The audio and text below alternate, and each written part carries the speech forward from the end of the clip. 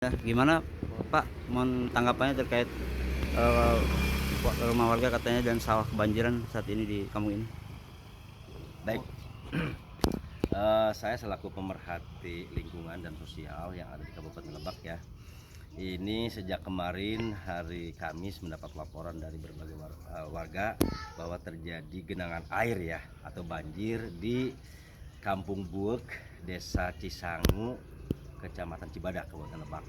Di mana memang ini sebelum ada pembangunan jalan tol, kata warga nih ya, kata warga saya sendiri bisa memastikan itu, sebelum ada pembangunan tol ini belum pernah terjadi banjir sampai ketinggian 1 meter di rumah warga, belum pernah.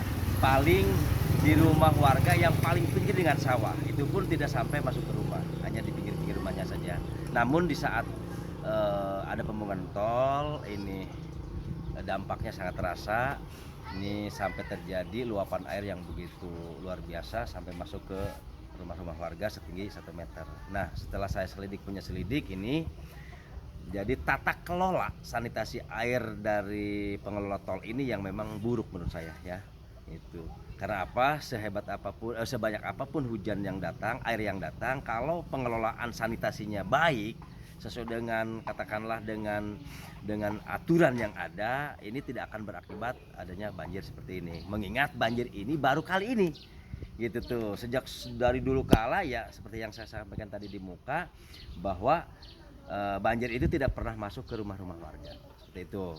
Dari tahun berapa Pak terjadinya pembangunan tol tersebut? Ya, pembangunan tol sendiri ini seingat saya dari tahun 2000 ya mulainya kan, 2000. Nah, keluhan-keluhan warga pun bahkan beberapa kali terjadi demonstrasi dari warga Cisangu nih paling sering ke DPRD, bahkan di DPRD Kabupaten Lebak juga sering, bahwa warga ini mengeluhkan ya, mengeluhkan dampak dari pembangunan tol. Bukan mengeluhkan adanya tol, tapi dampak pembangunan tol yang memang tadi kaitannya dengan pengelolaan sanitasi atau saluran air yang buruk. Sehingga terjadilah genangan-genangan air di saat curah hujan tinggi. Yang paling parah mungkin dari sejak saat dibangun ini, ya kemarin Kamis, ya yang paling parah. Sehingga warga masyarakat ini ya jelas merasa dirugikan lah. Hingga mencapai 1 meter. Hingga mencapai 1 meter ketinggiannya. Ya 1 pinggang ya, kira-kira 1 meter gitu. Ya, tindak lanjut dari Bapak sebagai pemerhati sendiri. Baik. Bagaimana Pak? Jadi saya hasil investigasi di lapangan ini akan membuat sebuah kajian, tentunya juga ini akan diusulkan kepada para pemangku kepentingan ya, pada para stakeholder. Paling terpenting itu ke WIKA selaku penanggung jawab utama pembangunan tol Serang Panimbang ya, bahwa kita sebagai warga masyarakat, saya sebagai pemerhati ini, kita tidak menolak adanya pembangunan tol Serang Panimbang. Namun kita juga menolak kalau tata kelola saluran air yang dilakukan oleh pengelola tol ini buruk, sehingga mengakibatkan adanya banjir kepada masyarakat. Jelas ini merugikan warga. Ya, harapan Bapak sendiri gimana Pak? Ya, harapan saya ini PT WIKA peka, ya peka sekali terhadap persoalan ini.